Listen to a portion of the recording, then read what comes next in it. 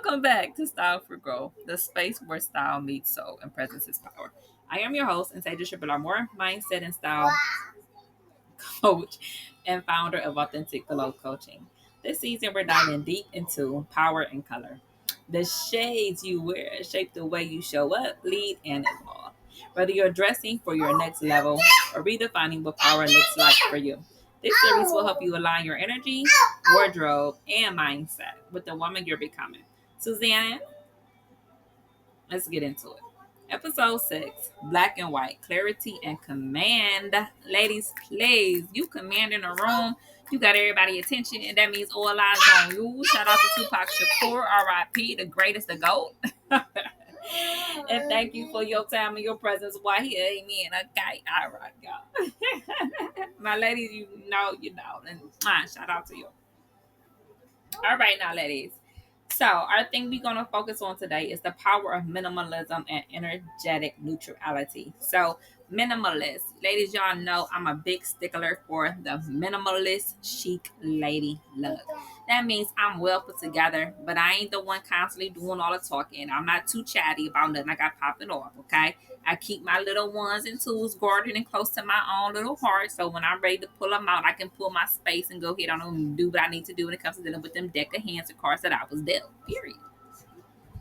So when you think about what that means and having that energetic spirit is really a powerful moment. I mean, I had a cousin, Tiara Dunn, and her daughter, Takaya Gear, was always trying to figure out, yo, mom, I got to have her ride to school. Mom, so I need to get ready to go to school. Bruh, be laid out. I mean, ain't getting up. Like you talking to a brick wall, just complete lazy, no energetic spirit, no get up and go, nothing about her said grit or any type of being that label of a go-getter. Just straight knocked out big to the world, bruh, with your baby constantly asking you some questions. So, I get it.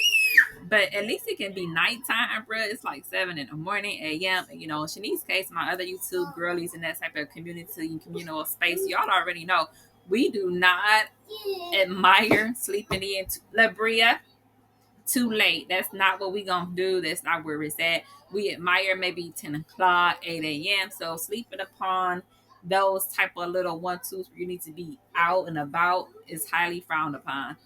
And that's just where you have to take your mindset in order to make sure that you stay in your glow and that you also scale and utilize what you need to do for quarter one and quarter two when you want to scale your business and or your niches. So that's just where it's at. And yeah, you know what I mean? She caught COVID and things of that nature that last I heard or whatever had happened. And I'm guessing it's similar characteristics as to why. So the glow is gone, you know what I mean? And it's difficult to watch all of those type of ideas unfold. And nonetheless, you have to realize that neutrality and that energetic spirit is really something that's God given and it's really in need of constant protection. Okay, so black, and then so I have a cousin that's her half brother, and I go more in depth, and I'm going to get into this on the next podcast, books that built me, and that's going to go into series 3. Right now, though, we just wrapped up series 1, and I'm just starting to go into for recordings of series 2. So it'll be I'm getting ready to wrap up series 2, episode 2. So I have yet to get into that one, but you can look forward to that. I go more into detail on the book that I wrote. It's a memoir. It's entitled The Route 60 Memoir Written with Love, Sapphire by myself and Taylor Bernard Moore. My degree BA is in writing and creative expression. So I can love a good book jab or however go. I can go to script or write my podcast. Just whatever I can do to write. Y'all know I love this type of creative expression. And so if I can monetize and make money from it, just because I love it, then you know what I mean? That's just another point to have. But nonetheless, my lady Suzanne, y'all know that when you really just sleep in all that time, you only are just really doing yourself that type of ultimate disservice. I mean, in high school, he was so hard to get up and it was so difficult to realize like we have to be at school by 8 a.m. Like class and the bell is ringing. Like we're going to get into major issues here that are really avoidable and are unnecessary, but are we going to choose to do so? And half the time, you know what I mean, Devontae didn't. It was always really late, hard to get this person up. Like it was just always a struggle. And then of course ended up getting sick and getting COVID and not ever graduating and not having those moments of a real life career. I guess some people don't really need careers. The construction field is that type of like a trade, having And I suppose sometimes that's just what you do. You know what I mean? And I'm surprised that he ended up marrying up to a girl that has multiple degrees, mind you, is a social worker making all this money, whatever else. But what I find sad about her story is that, you know what I mean, like the ideal, like the social worker, you know, she's got a baby daddy, or you know what I mean, that type of scenario, that type of repetitive familial curse and cycle. And so, you know, again, it's not really broken there in that cycle too much so either.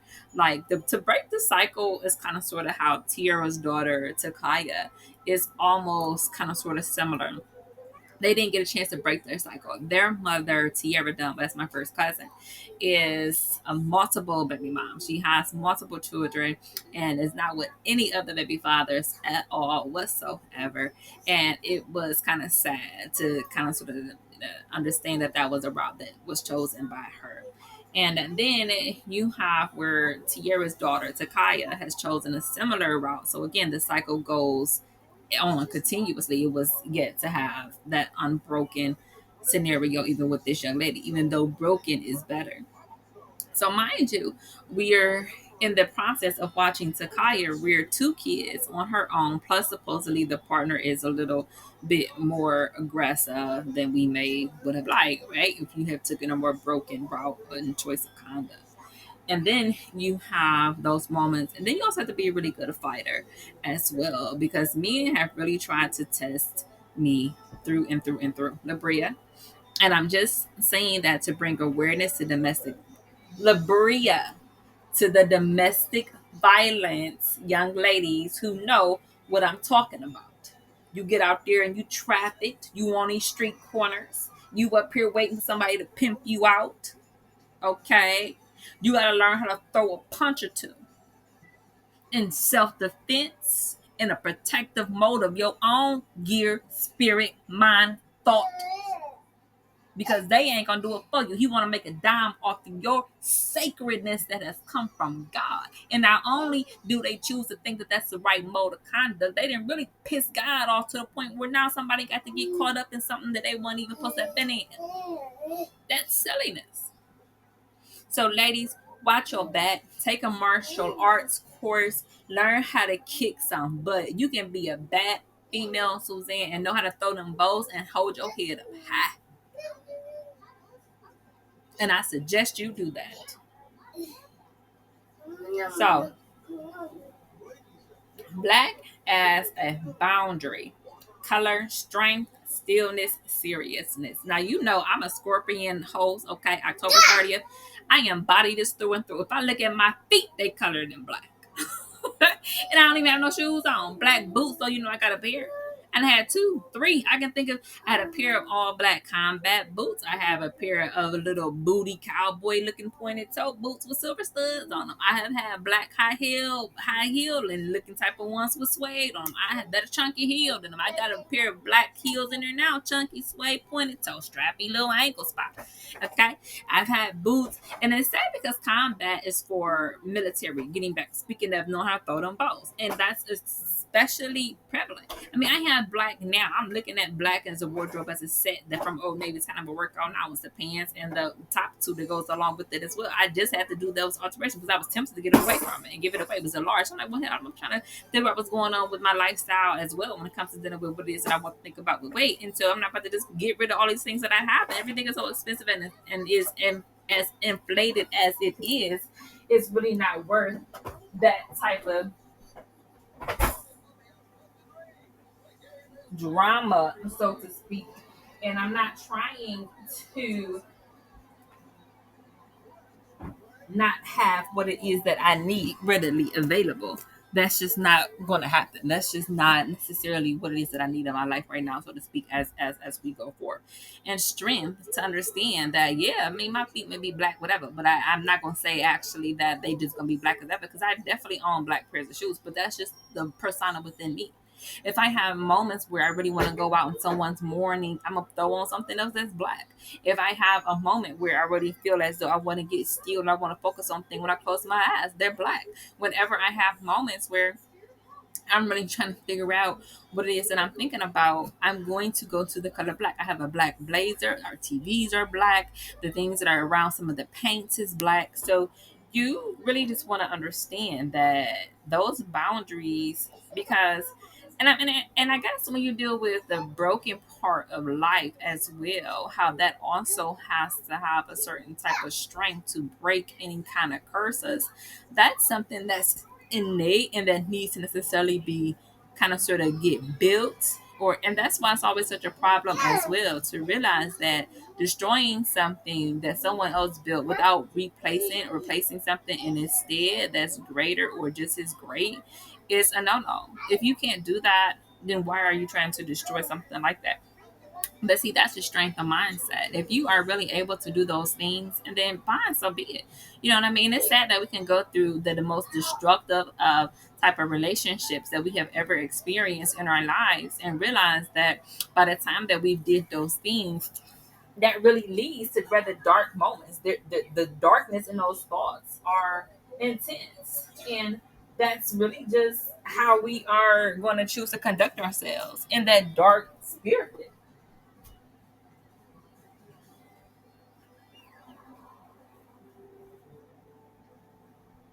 Labria, girl, I mean, you just up here making this a whole little shebang. What's up with you?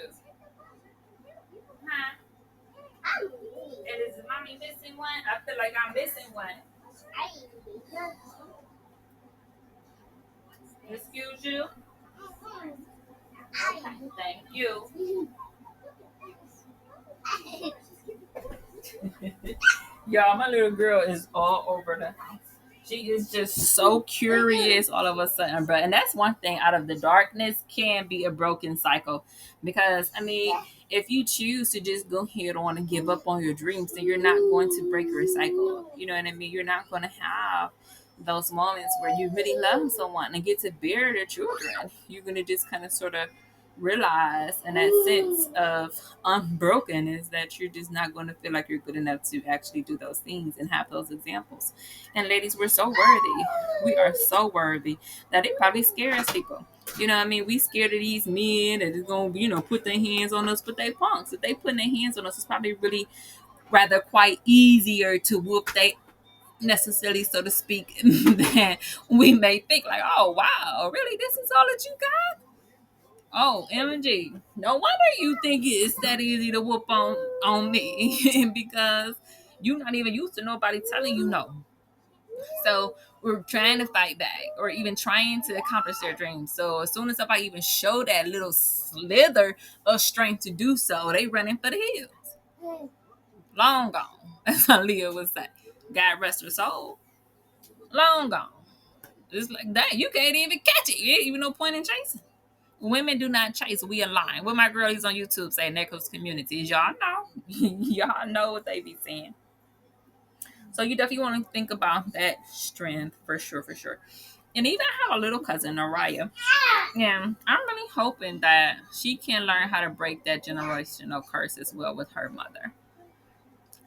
What's sad because her mom chose to follow other people in that type of lifestyle and not necessarily choose to lead like I would have wanted. That was ideal for myself. But in my mind, I guess now I see that I can't make people out what they're supposed to be. So I guess it's really a God given thought and process so that, she sees my example, how I feel as though I'm allowing myself to express that it is okay to enter heaven broken and to feel as though I am a broken cycle of my own generation as well, even though my cousins couldn't do it. And that's ultimately where I feel is really a resonating with my audience. It's an authentic thought, an authentic expression, and I'm willing to share it with my people. And I'm hoping that her generation also sees that she's able to do those as well, even if her mom did too. And it's sad because also I'm feeling like in that stillness, how if I allowed someone to kind of regurgitate and vomit all those maggots or whatever else to myself, and that just was this deterrent to everything, and I just gave up. I don't affect just me. I affect Naraya. Naraya really loves me. You know what I mean? And she really sees me living by a God like example whenever she sees me. So if I'm not there and I don't have it, who else is she's going to get this from that's in her close immediate circle? Nobody. Then therefore, if that's a no, and she doesn't get that, she can't see it, she can't believe it. She can't believe it. She can't live. She can't survive. She can't thrive. She doesn't even know that it exists within her immediate space of people. And she most likely desires this most. So if you can't get that one thing that you really are seeking, are you going to really be able to get anything else? No. So most likely you're going to perish. And what's sad about that is that it'll be her own mother's demise that wished her that type of perishing thought. And I guess, and not only did she wish it on her daughter, but she also wished it on her family members, which was supposed to have been a cause of loyalty. Okay. And what's even worse about that stillness, because and be prepared, 'cause when you get into the stillness, you're really going to come out with quite a few different answers that you've been looking for, especially as a woman that searches. You're also going to see that the mom, Shantia, my cousin, which, like I said, y'all can find this information. I'll link some of the availability ones and some of the descriptions and things like that. Just check back and use. It's not hard to find. And so, because again, I kind of sort of made it that way. I'm very social. I have things on all of the socials. It's on Barnes and Nobles everywhere. You're going to be able to easily find about 16 more. And so it kind of sort of feels as though people can project their energy of her feeling like she's perishing because she refused to really allow herself those experiences of brokenness. And that's where she's struggling. That's where she's like retarding her efforts and things like that. And getting sick and things like that. And she just got COVID and you know what I mean? Like she recovered, but of course, you know what I mean, prevention is key. Prevention is better. And in all circumstances, then keep recovering. Uh,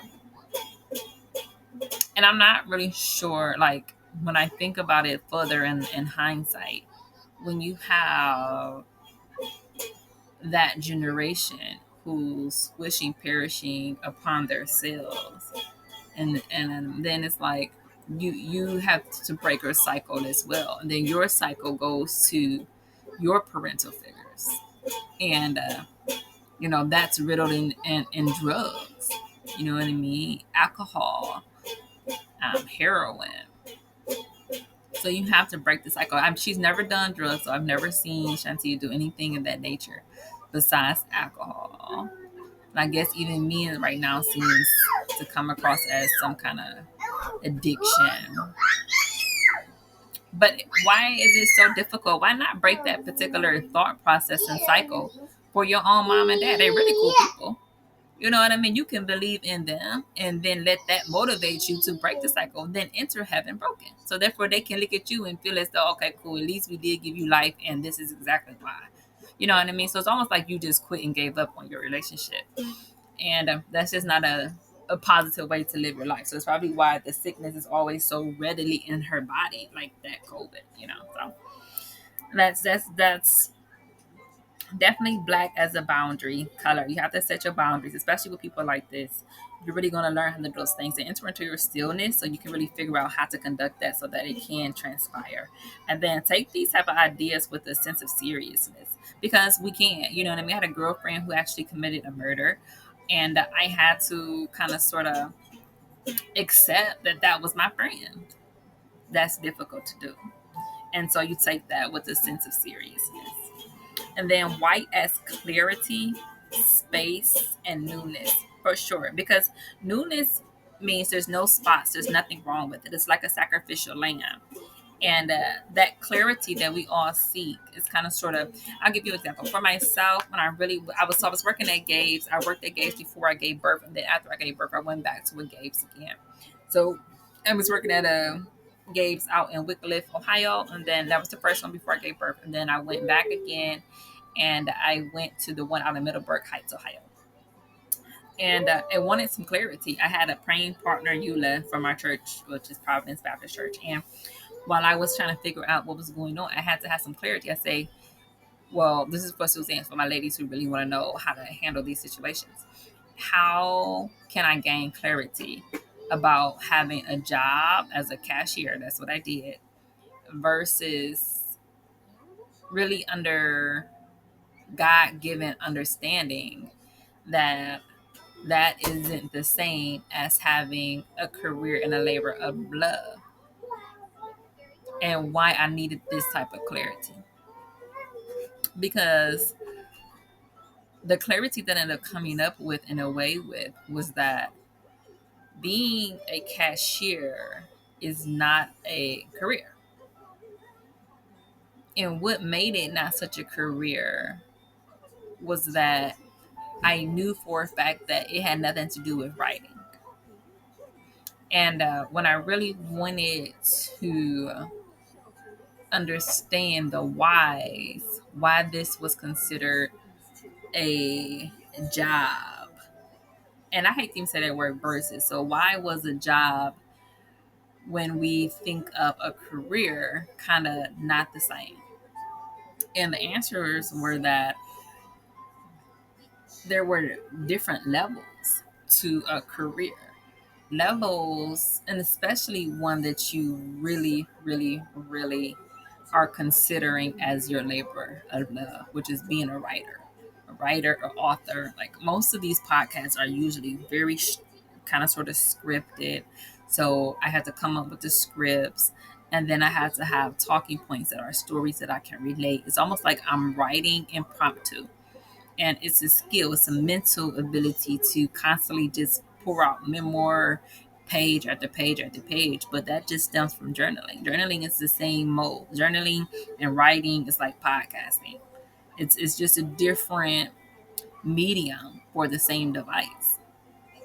So that's another point that you really want to kind of sort of understand when you're trying to figure out your clarity. You really want that type of idea. I knew for a fact that cashiering can never necessarily equal that type of labor of love, because as a cashier I can only make so much, and normally it's a more prophetic type of earnings. Being a writer is really necessarily on the lower end too, but there's always room to expand your rubber band. Cashiering, there is not. And if it is, it's very limited because you always have somebody above you. Like, I can write things out, but I can only write to a limited space that nobody sees it, or, you know what I mean? You're not supposed to be, so I'll have to keep it over here. Or something that really is there, but I know that if I got this call, I'm out. I know that if I got a call that's saying, hey, it's a speaking engagement and on this day and we paying you 20 bands for it, I'm not coming in that day. You know what I mean? So I knew that's where the clarity came in at, about what was a career versus just a job. A job I was always much more willing to walk away from than necessarily my career. If I'm really trying to figure out what I want to do, I'm gonna have to say, hold on, I gotta put you on hold. I'm not going to say, oh yeah, okay, I ain't coming in, I'll be back later. If I'm ever coming back, like, it's not the same energy, and as it should be. So, how to pair black and white without looking flat? That's a really toughie, because black and white, like, I mean, I see an example now, and it's kind of sort of about grays, muted grays, a few silver, and a few different kind of abstract patterns. And that's pretty much where you have to kind of sort of garner between using some kind of discernment about your placement and the centerpieces. There's a bit of an abstract oblong shape to some things. So I'm suggesting that you kind of think about that. And then using black and white to stay calm, clear, and expressive without noise.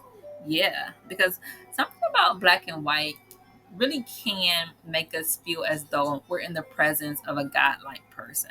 because it just deals with animals. As soon as I think about zebra, I know that it has to been created from somewhere. And it's not me. It's not you, Austin, and it's not any of us in the humanity. It's someone else. It has to be something else that created a zebra.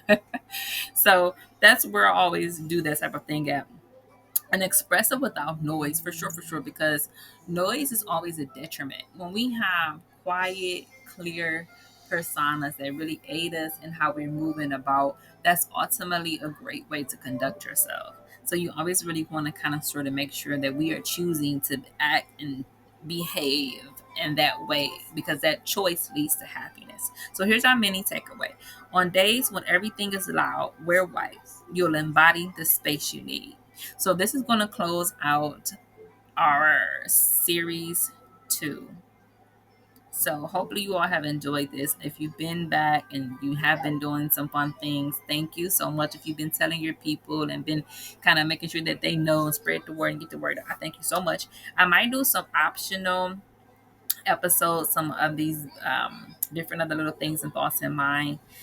But there will be bonus ones for sure, for sure. And I'll actually make sure that you see that in the description. So, I'll probably do another 3 of them as well. And so this one really ran a little long. I was just wanting to really make sure that we touched on the point. So thanks for tuning into Style for Growth. If this episode helped you glow a little brighter, share it with the woman who's rising too. And if you're ready for personal coaching, style clarity, or mindset support, you can find me on Instagram at Antasia Shabria, or visit my website, www.payhit.com/authentic glow coaching. Until next time, stay grounded, stay glowing, and stay becoming.